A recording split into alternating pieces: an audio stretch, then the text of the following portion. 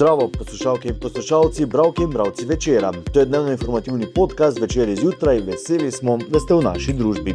Danes je torek, 31. marec 2026. Moje ime je Miha Dajčman. Katere teme izpostavljamo tokrat? O zaprtju knjigarne v središču mesta in stanju Beletrine. Kako je Štajerska postala ena najbolj zaželenih evropskih turističnih destinacij. V Mariboru bo 11. aprila čistilna akcija. Naročite se na podcast, da boste obveščeni ob izdaji naslednje epizode. Vseskozi smo z vami na vecer.com. Zahvalo zvestim bralcem je bel list papirja, prilepljen na stekleno pročelje knjigarne na Grajskem trgu v središču Maribora, oznanil, da se Beletrinina knjigarna z današnjim dnem po 2 letih zapira. O zaprtju knjigarne, stanju pri Beletrini in knjigarnah v mestu piše Tjaša Gajšek. Tjaša, kaj je botrovalo k zaprtju Beletrinine knjigarne v središču Maribora? Miha, zdravo. Najprej bi rada povedala, da se na prvi pogled zdi, da je do tega zaprtja Beletrinine knjigarne v Mariboru prišlo tako rekoč čez noč, ampak da v nekem širšem kontekstu tega, kaj smo v zadnjih mesecih spremljali, da se dogaja na založbi Beletrina, to zaprtje vseeno ni moglo biti docela presenečenje. Sicer pa na založbi torej pravijo, da je ta korak del finančnega prestrukturiranja Beletrine in da so v zadnjih mesecih sprejeli več takih strateških odločitev, ki po njihovo sledijo istemu cilju, torej da se želijo osredotočiti na tiste programe in kanale, kjer lahko dosegajo najboljše rezultate in dolgoročno rast. In kot je zdaj zelo očitno, ta knjigarna v središču Maribora, ki je v bistvu delovala zelo butično in ni beležila veliko obiskovalcev, to pač ni bila. Kakšna je bila v bistvu 2-letna zgodba te knjigarne na Grajskem trgu in v kakšnem stanju je po zdaj znanih podatkih založba Beletrina? Marca 2024 je bilo vzdušje na Grajskem trgu zelo optimistično, entuziastično. To odprtje knjigarne v Mariboru, ki je bila druga fizična knjigarna, torej takoj za ljubljansko, je bila neka simbolna vrnitev v Maribor, potem ko je bil Maribor torej Evropska prestolnica kulture. Hkrati so to videli kot strateški načrt širitve delovanja založbe v druge kraje po Sloveniji, s tem naj bi potem tudi nadaljevali. Moramo reči, da so tudi eno izmed svojih prioritet izpolnili v tem kratkem času. Obljubili so namreč, da bodo več pozornosti namenili mariborskim avtorjem oziroma založbam in knjigam, ki so povezane s tem okoljem, in to jim je tudi uspelo. Seveda smo vprašali založbo, v kakšnem stanju so zdaj, potem ko smo v bistvu konec lanskega leta spremljali, da sta založbo zapustila dotedanji direktor Mitja Čander in programski direktor Aleš Šteger in da tudi veliko drugih nekih pogodbenih delavcev dobilo, torej dalo odpoved oziroma bilo odpuščenih, in dejali so nam na založbi, da s programom nadaljujejo, da torej so ravno kar sinoči pravzaprav končali tudi s festivalom Fabula in da bodo letos, torej načrtuje 53 novih knjižnih izdaj, da ekipa ostaja stabilna in da trenutno zaposluje 28 ljudi. Torej nič zelo konkretnega, ampak torej pravijo, da založba torej deluje naprej po začrtanem programu. Kako živijo preostale knjigarne v Mariboru? Ja, seveda je treba povedati, da je to, da se zaprejo vrata katerekoli knjigarne, pač velika izguba za vsako mesto, veliko osiromašenje nekega javnega prostora. Tako je tudi zdaj v Mariboru.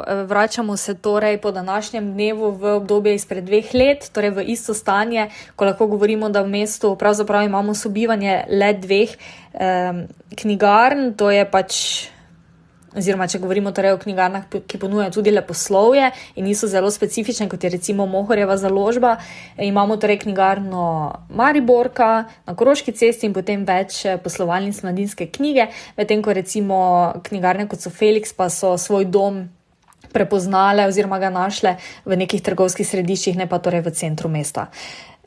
In če sem prej rekla, da je torej mariborska izpostava Beletrine skrbela za torej veliko nekih literarnih večerov z mariborskimi avtorji, lahko vidimo, da tudi Mariborka veliko dela na teh srečevanjih, gostovanjih avtorjev, sicer ne nujno mariborskih, medtem ko se zdi, da pri Mladinski knjigi temu ne namenjajo več toliko pozornosti. Tako da, če povzamem, zaprtje mariborske knjigarne je bila predvsem racionalna poteza kriznega menedžmenta, torej najem v središču mesta in omejen dnevni obisk pač nista omogočala hitrega povračila investicije založbe v ta prostor. Ampak vseeno, če se spomnimo, leta 2024 so torej tudi drugi uredniki oziroma direktori drugih založb, torej čestitali Beletrini, prišli izraziti čestitke, zato ker torej več konkurenca v mestu oziroma sobivanje več knjigarn je po njihovo dobro za mesto, da je to tako kot z lokali, več lokalov v mestu privabi več ljudi, ampak zagotovo težko bi rekli, da v Mariboru potrebujemo kak lokal več, zagotovo pa potrebujemo več knjigarn. Hvala, Tjaša. Regionalna razvojna agencija za Podravje Maribor je v minulih 4 letih okrepila sistematičen pristop k razvoju turizma v regiji. Ključni korak je bila vzpostavitev skupne destinacije Štajerska, ki danes povezuje več kot 40 občin, številne turistične deležnike in vinarski sektor. Oblikovali so enotno blagovno znamko, ki temelji na prepletanju urbanega in naravnega okolja, Maribor in Ptuj kot mestni središči, ter raznolika podeželja z močno vinsko, kulturno in outdoor ponudbo. Pomemben del razvoja predstavljata promocija na različnih kanalih, od digitalnih platform do mednarodnih sejmov, ter sodelovanje z ambasadorji in tujimi novinarji. Hkrati pa se v RRA ne osredotočajo zgolj na promocijo, temveč tudi na razvoj kakovostnih turističnih produktov, s katerimi želijo obiskovalce razširiti po regiji in jih zadržati dlje. Poseben poudarek namenjajo tudi krepitvi sodelovanja med ponudniki in izobraževanju zaposlenih v turizmu.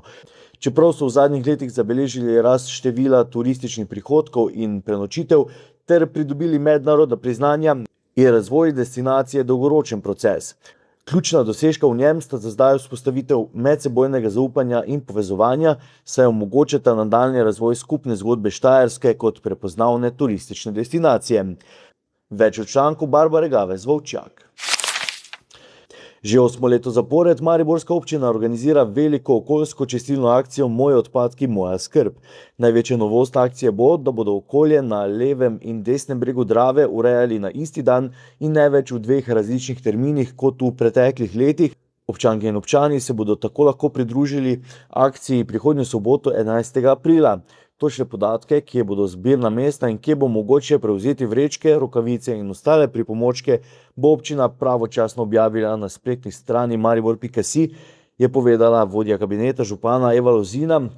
Večjih sprememb v primerjavi s preteklimi leti pa ni pričakovati. To je bil Večer zjutraj 31. marca 2026, z vami sem bil Miha Dajčman. Kakovostno novinarstvo lahko podprete tako, da se naročite na tiskani spletni Večer, postanete naš sledilec in bralec na družbenih omrežjih, naročnik naših podcastov in newsletterjev. Tako boste podprli novinarstvo, ki prinaša avtentične vsebine, ki jih pripravljajo naši novinarji in jih drugje ne boste našli.